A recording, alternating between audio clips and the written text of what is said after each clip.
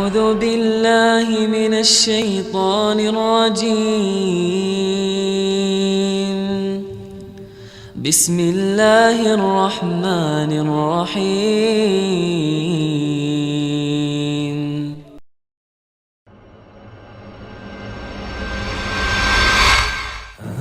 Nabi SAW mengatakan khairul ashabi indallahi ta'ala khairuhum li sahibihi. Sebaik-baik sahabat dan teman ya, itu di sisi Allah adalah yang paling baik terhadap sahabatnya atau temannya. Ya, sebenarnya memang ada beda ya, sahabat sama teman beda. Kalau teman itu siapapun yang kita kenal, walaupun secara umum dan tidak dekat, kita bisa katakan teman. Tetapi kalau sahabat ini sudah sangat rapat.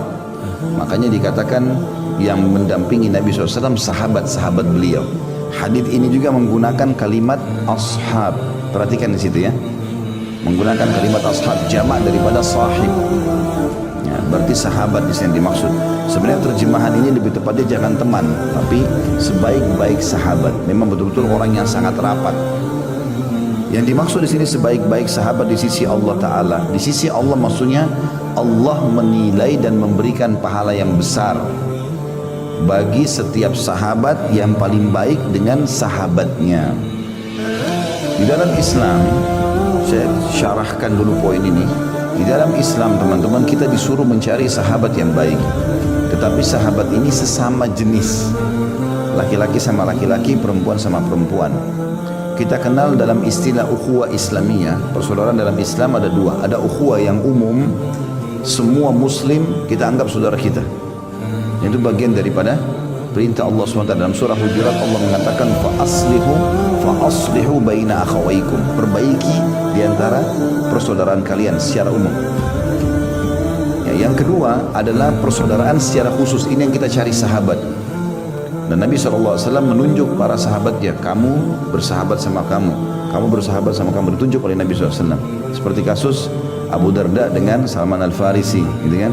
Abdurrahman ibn Auf dengan Sa'ad ibn Ubadah radhiyallahu anhu ajma'in. Jadi memang dipersaudarakan seperti itu ya. Utbah bin Ghazwan sama Syammah atau Abu Dujana. Dan ini dipersaudarakan oleh Nabi SAW. Jadi supaya dia selalu melekat bersama-sama. Tapi di sini syaratnya dia harus muslim. Kemudian yang kedua memang orang yang saleh.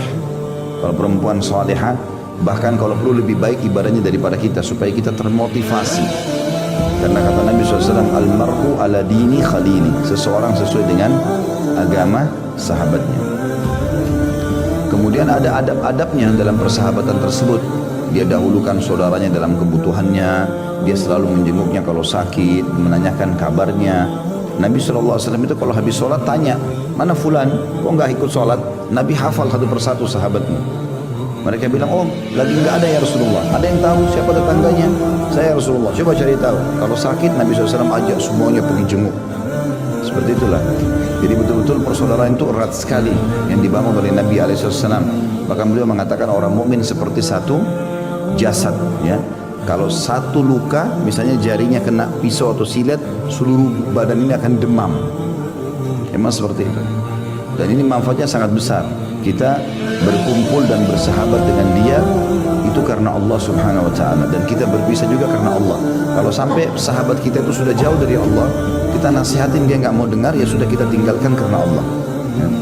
Maka kita selalu bersahabat dengan dia. Dan kata Nabi SAW, Allah akan menyiapkan mimbar nanti di hari kiamat di mahsyar yang mengeluarkan cahaya yang sangat terang sampai membuat para nabi-nabi dan para syuhada cemburu. Lalu para sahabat mengatakan, ya Rasulullah, mimbar buat siapa itu? Kata Nabi SAW, orang-orang yang saling mencintai karena Allah. Nabi-nabi dan para syuhada pun cemburu dengan mereka. Jadi maksudnya dikasih mimbar yang bercahaya agar orang-orang pada lihat. Dan juga kata Nabi SAW dalam sebuah hadis qudsi, Allah berfirman, pada hari kiamat nanti, mana orang-orang yang saling mencintai karena Allah, hari ini aku akan menaungi mereka, di bawah naungan tidak ada naungan kecuali naunganku. Jadi orang lagi kepanasan nanti di mahsyar. Bahkan dalam sebuah hadis dikatakan, dalam hadis sahih, kata Nabi SAW, orang akan tenggelam dengan keringatnya masing-masing, tergantung kadar dosanya. Ada yang sampai mata kaki, ada yang sampai lutut, ada yang sampai perut, ada yang sampai tenggorokannya, ada yang tenggelam dengan keringat dia sendiri. Ya, dan Nabi SAW mengatakan dalam hadis lain, mereka akan menunggu hisab Allah selama 50.000 tahun. Ya, dan itu akan berat bagi orang-orang kafir dan akan ringan bagi orang-orang beriman, karena bagi orang beriman itu hanya seperti dari waktu asar sampai maghrib saja. Ada orang-orang yang tidak kena ya padas itu. Dari 7 golongan, diantaranya salah satunya adalah orang yang saling mencintai, 2 orang yang saling mencintai karena Allah, berkumpul karenanya dan berpisah juga karenanya. Jadi ini punya keutamaan tersendiri. Dan ini berhubungan dengan bahasan kita. Kita disuruh cari sahabat, dan sahabat ini harus lebih baik daripada kita, dan kita bermuamalah yang baik dengan dia. Pernah satu kali ada orang yang datang kepada Umar bin Khattab radhiyallahu anhu lalu berkata, saya mencintai fulan. Karena orang itu dianggap orang yang beribadah lebih baik dari dia gitu. Kemudian Umar berkata, apa kau sudah pernah safar dengan dia? Kata orang itu, belum. Kata Umar, kau belum mengenalnya. Artinya salah satu pelajaran yang kita bisa ambil, persahabatan itu kelihatan dengan pengorbanan ya. Bahkan Imam Syafi'i mengatakan rahimahullah, siapa yang menganggap tidak akan terjadi permasalahan dengan sahabatnya, maka dia tidak normal.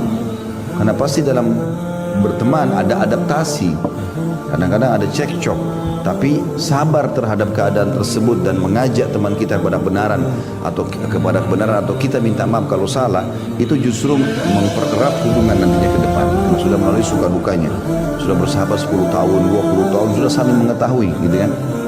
Umar bin Khattab mengatakan salah satu pola untuk mengetahui apakah kita baik sama dia atau dia baik sama kita adalah safar bersama. Safar bersama. Karena orang kalau safar, teman-teman, capek, letih, butuh pengorbanan waktu, energi, ya, maka di sini dilihat loyalitasnya. Umar mengatakan kalau kau menganggap dirimu sahabatnya dia, dia pun sahabatmu, maka buktikan dengan safar. Ya. Jadi banyak orang begitu, berteman di kota baik, begitu safar sama-sama emosional, bakhil, nggak mau belikan apa-apa, nggak mau traktir makanan, nggak mau berkorban apa-apa. Ada orang safar begitu, cuma tahu duduk di mobil temannya, nggak keluarin untuk bensin, nggak keluarin buat tol, nggak ada pinggir restoran, tinggal tunggu, beliin juga saya. Dia nggak bayar apa-apa sama sekali. Ini tidak ada loyalitasnya, nggak layak jadi sahabat ini. Karena ada orang datang kepada Abdullah bin Mas'ud, dan ini 2 kisah mirip. Ada juga orang datang kepada Abu Hurairah radhiyallahu anhu jema'in. Tapi di waktu yang berbeda, orang yang berbeda gitu. Tapi dua-duanya memberikan jawaban yang sama, sahabat Nabi ini. Dia mengatakan kepada Abdullah bin Mas'ud, saya ingin menjadi sahabat anda karena Allah. Kata Abdullah bin Mas'ud, ada syaratnya. Dia bilang, apa syaratnya? Orang itu bilang, kau siap nggak kantongmu menjadi kantongku, kantongku jadi kantongmu, siap nggak? Kapan kau butuh uangku silakan pakai, kapan saya butuh uangku saya akan pakai. Orang itu bilang, saya belum siap. Kata Abdullah bin Mas'ud, cari orang lain. Karena persahabatan butuh pengorbanan, apalagi karena Allah Subhanahu Wa Taala. Bahkan kalau perlu berlumba-lumba, ya, siapa yang lebih dulu mentraktir temannya, siapa yang lebih dulu memberikan hadiah, siapa yang lebih dulu menjenguk kalau sakit, itu tanda-tanda cinta kita karena Allah Subhanahu Wa Taala, gitu kan? Dan ini masuk dalam makna hadis kita, sebaik-baik sahabat di sisi Allah adalah yang paling baik terhadap sahabatnya. Dari sini dia dahulukan apapun, berkorban apapun dengan sahabatnya. Dan ini penting teman-teman sekalian. Dan dengan adanya persahabatan seperti ini, kita terbentuk komunitas-komunitas yang baik. Kita kalau pakai, saya misalnya pakai gamis begini, pakai kopiah, kalau saya jalan sendiri di jalan, beda kondisi kejiwaan saya kalau saya berdua jalan dua-duanya pakai gamis yang sama atau pakai kopiah. Kalau 3 orang, 5 orang, komunitas itu pengaruhnya besar karena akan membuat kita lebih percaya diri dibandingkan kalau kita sendirian. Makanya Nabi SAW mengatakan, selalulah berjamaah, selalulah berjamaah. Maksudnya buat kelompok-kelompok orang-orang baik, orang soleh, kumpullah kalian. Karena sungguhnya serigala hanya akan mencuri domba yang sendirian. Domba tidak bisa melawan serigala. Tetapi kalau dia sendirian menyendiri dari kelompoknya, maka bisa disergap serigala. Kalau lagi rame-rame, serigalanya juga takut. Seperti itu yang dimaksud adalah serigala sini syaitan. Bisa menyesatkan orang kalau dia sendirian. Tapi kalau ada temannya mengingatkan berbeda, gitu kan? Berapa banyak kisah dalam masalah ini luar biasa, kisah-kisah orang-orang soleh dulu. Sampai ada di antara mereka karena tulusnya mencintai saudaranya dalam Islam, sampai-sampai ya, kalau saudara itu terjerumus dalam dosa, Allah mimpikan dia tentang kesalahan sahabatnya itu. Lalu dia ingatkan, saya mimpi kamu begini misalnya. Bahkan ada di antara sahabat janjian, mereka mencintai karena Allah, mereka sepakat siapa yang mati duluan, kalau Allah izinkan datang ke dalam mimpi temannya. Dan ada terjadi itu, ada terjadi. Yang pernah saya ceritakan dulu waktu di awal-awal bab kita, bahasan kita, pernah ada sahabat begitu, dia janjian sama temannya, sahabatnya, siapa yang mati duluan di antara kita, kalau Allah izinkan dia datang dalam mimpi temannya, meninggal si A sama si B. Ini saya tidak temukan namanya dalam riwayat ya. Mungkin ada nama-nama beliau mereka disebutkan dalam riwayat lain, tapi riwayat yang saya baca nggak ada namanya. Cuma 2 orang sahabat. Kemudian meninggallah si A sama si B, meninggallah si B. Pada saat meninggal si B, maka si A mimpi dan didatangi oleh sahabatnya itu. Tetapi subhanallah dalam mimpi kan memang kita nggak bisa ngatur apa yang kita mau tanya, apa yang dia ceritakan kan. Begitu saja terjadi. Tapi dalam mimpi itu ternyata si A nanyain si B, bagaimana kabarmu? Dia bilang, alhamdulillah Allah sudah maafkan dosa-dosa saya dan Allah terima saya. Saya terdaftar termasuk ahli surga. Gitu kan? Tapi rupanya di leher si B ini ada bercak warna hitam. Dia tidak ceritakan, tapi si A lihat dalam mimpi itu tanpa direkayasa karena tiba-tiba saja bertanya, dia tanya, apa itu hitam di lehermu?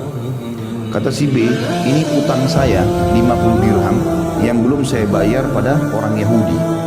Namanya si Fulan, dan uang itu ada saya taruh di satu kantong yang saya taruh di ruang tamu rumah saya. Pergilah ke rumah saya, ambil dan bayarkan utang saya itu. Dalam mimpi, tidak direkayasa karena memang begitu saja terjadi. Kemudian dia bilang, ketahuilah, kata si B sebelum si A bangun tidur, ketahuilah apapun informasi tentang orang-orang yang kami kenal akan disampaikan kepada kami. Misalnya istri, misalnya suami, misalnya anak, misalnya sahabat, itu disampaikan. Sampai-sampai ada informasi diberitakan kepadaku kemarin kalau kucing di rumah kami sudah mati. Kata si B yang meninggal ini. Bangunlah si A ini, kaget dia, gitu kan?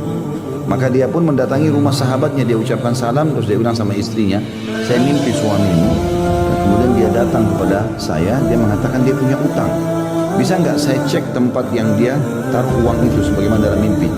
Istrinya ini masuk dalam rumah, dipersilahkan, kemudian masuklah di tempat itu. Tentu ini karena tidak boleh bertemu, bukan mahramnya gitu kan. Maka si perempuan ini masuk ke dalam, dia pun ke ruang tamu lalu diperiksa. Ternyata di tempat yang dia mimpi itu betul ada kantong, dihitung 50 dirham. Didatangilah Yahudi yang disebutkan dalam mimpi, ternyata betul dia mengatakan iya sahabatnya punya utang, dibayar. Tapi sebelum dia tinggalkan rumah temannya ini, dia bilang sama istrinya, saya mau pamit pergi. Lalu istrinya di belakang hijab mengatakan, iya silakan.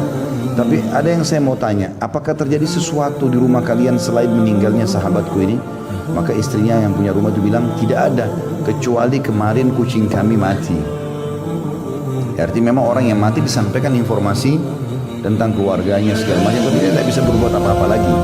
Dia hanya sekedar menerima informasi. Tapi ini contoh saja, saking dekatnya persahabatan mereka sampai seperti itu. Sampai seperti itu.